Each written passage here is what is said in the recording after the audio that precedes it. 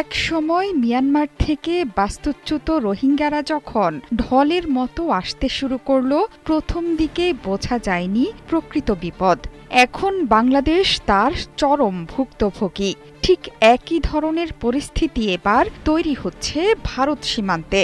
অবৈধ অভিবাসী বা বাংলাদেশির তকমা দিয়ে শত শত ভারতীয় মুসলিম নাগরিককে সীমান্ত দিয়ে ঠেলে দিচ্ছে মোদী সরকার, যাদের অনেকেই বাংলাদেশ সীমান্তবর্তী রাজ্যগুলোর ভারতীয় নাগরিক।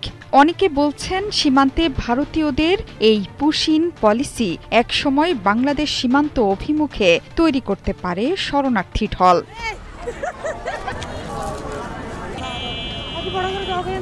এই সংকটের রীতিমতো এপিসেন্টারে পরিণত হয়েছে আসাম রাজ্য।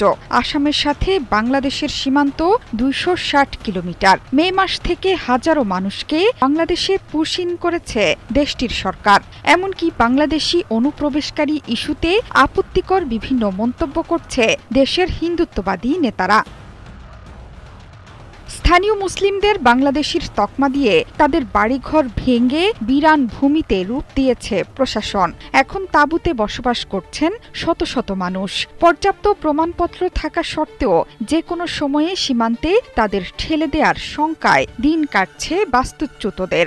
ঘরবাড়ি ভাঙচুরের ভিডিও প্রকাশ করছে আন্তর্জাতিক গণমাধ্যমও। মে মাস থেকে এখন পর্যন্ত ৩০৩ জনকে অবৈধ অভিবাসী সন্দেহে বাংলাদেশে পাঠানো হয়েছে এই রাজ্য থেকে। বিভিন্ন ট্রাইব্যুনালে আসামের ৩০,০০০ ব্যক্তিকে বিদেশি ঘোষণা দেয়া হয়েছে। ২০২১ সালের মে মাসে মুখ্যমন্ত্রী হওয়ার পর থেকে এখন পর্যন্ত ৫০,০০০ মানুষকে উচ্ছেদ করেছে হিমন্ত শর্মা, যাদের বেশিরভাগই বাঙালি মুসলিম। গত এক মাসেই আসাম জুড়ে ৫টি উচ্ছেদ অভিযানে প্রায় ৩,৪০০ বাঙালি মুসলিমের বাড়ি বুলডোজার দিয়ে গুঁড়িয়ে দেওয়া হয়েছে। ২০১১ সালের আদমশুমারির তথ্য অনুযায়ী আসামের ৩,১০,০০,০০০ জনসংখ্যার মধ্যে ৩০% মুসলিম অভিবাসী। হিমন্ত শর্মার মতে আর কয়েক বছরের মধ্যেই সংখ্যালঘুর সংখ্যা ৫০% পৌঁছাবে। গুজরাটেও চলছে ভাঙচুর কার্যক্রম। গেল এপ্রিল এবং মে মাসে আহমেদাবাদের চান্দোলা লেক ও সিয়াসাত নগর এলাকায় ১০,০০০-এর বেশি স্থাপনা, বাড়ি, ব্যবসা প্রতিষ্ঠান, মসজিদ ধ্বংস করেছে কর্তৃপক্ষ।